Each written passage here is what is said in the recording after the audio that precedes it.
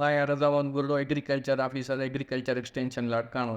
जीअं त अॼुकल्ह असांजी सारन में हिते असां वटि ख़ासि करे जेको सारन वारी पट्टी आहे उते जेको आहे सो लीफ फोल्डर यानी कि पन वेड़े जो मसइलो आम जाम थी चुको आहे। उन जे लाइ मां सोचियो त हिकिड़ो वीडियो ठाहियां तव्हांखे आगाही ॾियां आबादगारनि खे त जीअं उहे वधीक फ़ाइदो वठी सघनि।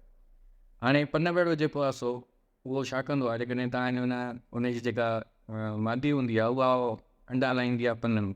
ठीकु आहे, जॾहिं पन में अंडा लाहींदी आहे त उहो जॾहिं अंडानि मां उहो जेको जीत निकिरंदो आहे उहो पन वेड़ो लर्वल स्टेज ईंदी आहे त उहो हुते उनखे छा कंदो आहे, उन जेको पन मां साओ मादो खाईंदो आहे। साओ मादो जॾहिं उहो खाईंदो आहे त साओ मादो क्लोरोफिल अंग्रेज़ी में उनखे चइबो आहे।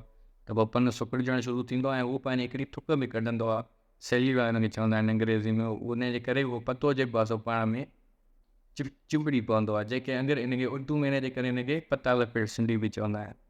हाणे इहो पन वेड़ो जीत इन लर्वल स्टेज में हुनखे जॾहिं असांजी नुक़सानु करे थो त लाज़मी आहे पन जेके आहिनि से बूटे जी जेके आहिनि से फैक्ट्री थींदा आहिनि। जेकॾहिं फैक्ट्री ख़तमु हूंदी त उनजी पैदावार बि लाज़मी आहे। जेकॾहिं फैक्ट्री खे नुक़सानु ईंदो त उनजी पैदावार ते असरु पवंदो ऐं असांजे यकीननि असांजो जेको आहे सो फसल डैमेज थींदो, नुक़सानु पवंदो। हाणे उहो थिए छो थो पन वेड़ो? पन वेड़े जा जेके आहिनि से मुख्य जेके सबब आहिनि, हिकु त पन वेड़ो जेको आहे त छांव में थींदो आहे, हिते छांव हूंदी आहे हुते घणो थींदो आहे। ऐं ॿियो जेको आहे सो उनजे करे हवा में घिम जेका आहे असांजे में माहौल में उहा 60% खां वधीक हूंदी, तॾहिं बि उन जा इहे चांसिस हूंदा आहिनि। जेकॾहिं असां घणो यूरिया बाण ॾींदासीं ऐं पोटाशियम असां न ॾींदासीं फसल खे, फास्फोरस न ॾींदासीं त उन हालत में बि जेको आहे सो इन पन वेड़े जो हमिलो थींदो आहे ऐं थी सघे थो। ऐं जॾहिं पन वेड़ो थींदो आहे क्लोरोफिल जेको आहे सो उन खाईंदो आहे त उन दौरान BLB जरासीमी जलसा और बैक्टीरियल लीफ ब्लाइट जेका आहे सा उहा बि जेका आहे सा बीमारी बि अटैक करे सघे।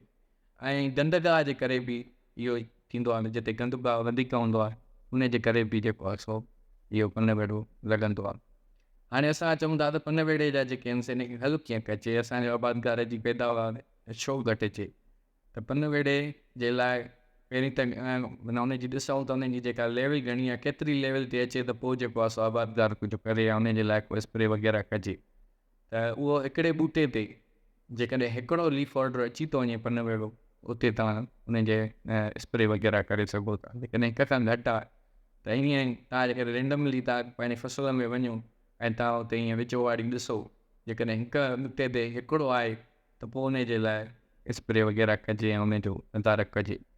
बाक़ी न त हिनजी इहा इकोनॉमिक जेका ऐं उनजो नुक़सानु न ॾींदो एतिरो एतिरो आहे। हिकिड़ो ॿूटे ते आहे त पोइ उनजे लाइ असांखे सोचणु खपे, उन जो उपाउ वठणु। त उनजो हिकिड़ो पहिरीं त असां चवंदा आहियूं त बाबा असां डायरेक्ट असां न चवंदा आहियूं त की केमिकल ज़हर तव्हां जेको आहे सो अप्लाई कयो, छो त उनजा नुक़सान बि आहिनि ज़हरनि जा। त असां चऊं था आबादगारनि खे पहिरीं त उनजे लाइ तव्हां रसी खणी, रसी फसल में खणी, उहा फसल जे मथां रसी उनखे ॿूटनि खे तव्हां मथां रसी घुमाए वञो त जेको उन में ॿूटनि में जेको उहो पन वेड़ो जीत हूंदो उहो किरी पवंदो हेठि। जॾहिं किरी पवंदो या उनखे जेको आहे सो उहो हेठि पाणी में किरंदो त मरी वेंदो। हिकिड़ो इहो आहे। ॿियो वरी असां चवंदा आहियूं भला जेकॾहिं इहो बि नथा करे सघो त पोइ ॿियो उनजो तरीक़ो हल जो इहो आहे त तव्हां ऑर्गेनिक जेका पेस्टिसाइड इस्तेमालु कयो। त ऑर्गेनिक पेस्टिसाइड 2 लीटर जेके आहिनि से निमोरनि जो तेल, जेका निम जो, उहो तव्हां स्प्रे कयो फी एकड़ ते, तॾहिं बि तव्हांजे लाइ फ़ाइदो आहे। ईअं त ज़हरनि जी घणी हिकिड़ी डिघी फ़हरिस्त आहे जेके पन वेड़े ते लॻनि था, पर मां जेको रिकमेंड कंदुमि तव्हांखे या जेको चवंदुमि त उहो लेमडा साइलोथ्रीन ज़हर आहे, जेको 300 खां 400 ml ताईं फी एकड़ तव्हां उनखे स्प्रे कयो। जंहिंमें ख़ासि करे इहा जेका कंपनी उनजो हिकिड़ो लेमडा साइलोथ्रीन मोस्टली सभिनी कंपनियुनि वटि मौजूदु हूंदो, कंहिं सुठी कंपनी जो तव्हां लेमडा साइलोथ्रीन 300 खां 400 ml फी एकड़ ते स्प्रे कयो। ऐं जेकॾहिं तव्हां दाणेदार अवल तव्हां छटिरो कई आहे, छटी आहे, त उनजो असरु त उन ते पवंदो पर मुकमल ख़तमु न थींदो। जेकॾहिं पन वेड़ो हूंदो त उन में तव्हां आरटेप कई आहे, ॿीका कई आहे, कुझु बि कयो आहे दाणेदार, त दाणेदार जो असरु पवंदो उनजी पॉपुलेशन ते। आबादी घटाईंदो सही पन वेड़े जी, पर उन ते मुकमल कंट्रोल न कंदो। उन लाइ तव्हांखे स्प्रे करिणो पवंदो। मां मञा थो आबादगारनि खे स्प्रे करणु हिकिड़ो ॾुखियो लॻंदो आहे, पर जेकॾहिं उनजो अटैक वधी वञे पन वेड़े जो त स्प्रे तव्हांखे करिणो पवंदो।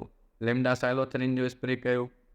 जेकॾहिं तव्हां चओ त न अञा बि न, त पोइ उन में ज़हर आहे वरी, उन में लेमडा साइलोथ्रीन में कराटे जे नाले सां मशहूरु ज़हर आहे, इहो प्रोडक्ट आहे, कराटे जे नाले सां उहा तव्हां स्प्रे कयो 300 खां 400 ml फी एकड़, या ॿियो को बि ज़हर इस्तेमालु कयो जेको लिम्डा साइलोथ्रिन हुजे।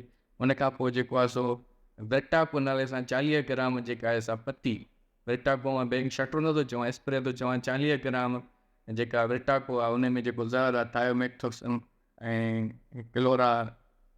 क्लोर एंट्रानिलीप्रोल, उहा जेका गंढ आहे उहा तव्हां करे सघो था। क्लोर एंट्रानिलीप्रोल तव्हां जेको आहे सो उहा बि स्प्रे करे सघो था उन जा कोराजिन जे नाले सां, या ॿी का कंहिं बि कंपनी जी तव्हां इहो ज़हर जेके ज़हरनि जा नाला आहिनि तव्हां कंहिं बि कंपनी मां उहा वठी सघो था।